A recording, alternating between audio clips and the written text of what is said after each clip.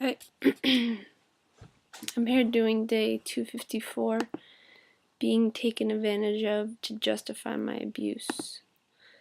And within this post, I did self-forgiveness and self-commitment statements on the point of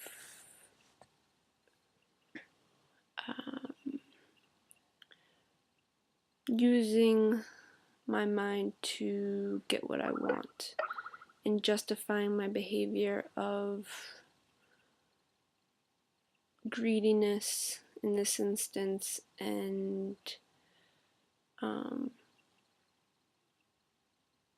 taking more than my fair share.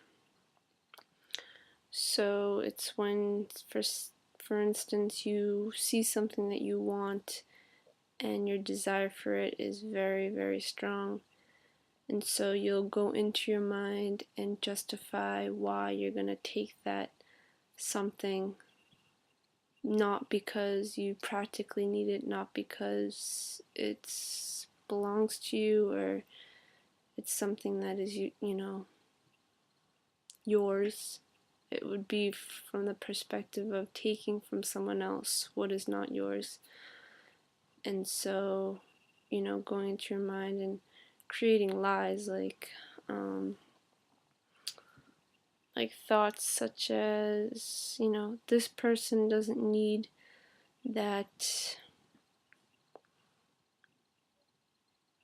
We'll do a simple thing. Say garden gloves. And there's an extra set of garden gloves on the table. And you need garden gloves because your garden gloves got ruined the day before. There was holes in them, so you want a new pair of garden gloves, but you don't have the opportunity to go buy it, but there's a pair on the table. So so you go and you say, alright, those are on the table, there's no name on them, they're obviously not mine because I didn't buy them, or mine are ruined, they're in the trash. So I'm just going to take those garden gloves and I'm going to use them, and say you used them and you ruined them, and then you quickly threw them out and hoped no one realized that their gloves were gone.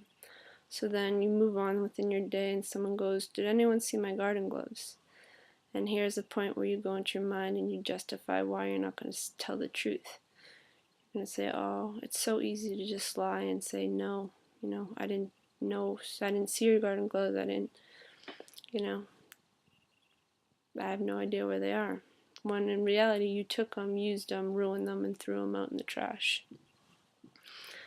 And so it's this point of self-honesty and self-responsibility that we're now incorporating within ourselves through self-forgiveness, through introspection, and through self-commitment statements, and changing yourself in your living to not accept and allow this behavior of lying to people, of taking things that is not yours without asking, or obviously it would be easy to go and find the person who owns those gloves and say, can I use your gloves? I ruined my gloves. And they say yes, you can use them, or no, you can't. And so there's your decision there.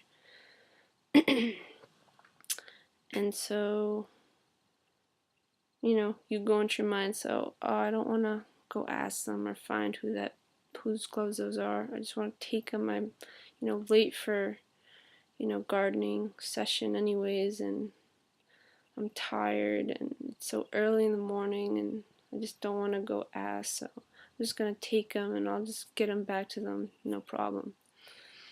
And so you go and ruin them, and then they ask, where are my garden gloves, have you seen them, Garb? And I go in my mind, I don't have to say that, like I can just easily lie to this person, save me some money that I'd have to buy them a new pair of gloves. So it's this point that I'm talking about of going into your mind and lying and justifying your behavior and your actions in the physical, of being dishonest towards people and taking advantage of people.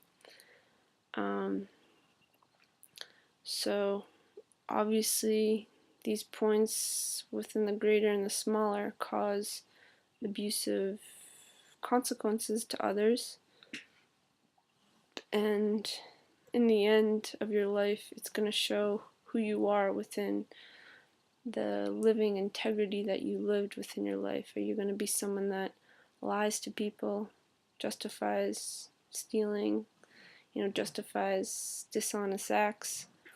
Or are you going to be someone that was honest, straightforward, direct, and self-honest with themselves and responsible for who they are, and,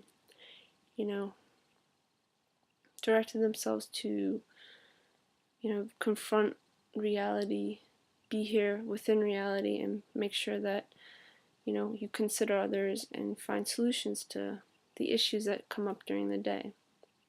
There's always a solution to our problems, that's for sure. You just have to walk the necessary points to find those solutions. So that's another point to consider. Like, don't fear problems. Don't fear problems. Find points that will assist you to find a solution. You just have to use some self-will and some creativity, common sense, and usually you can find a solution. And if you can't, you can always ask others around you to help with the solution. Usually people are more than willing to help, so there's always either you can find the solution or there's others that can help you find it as well.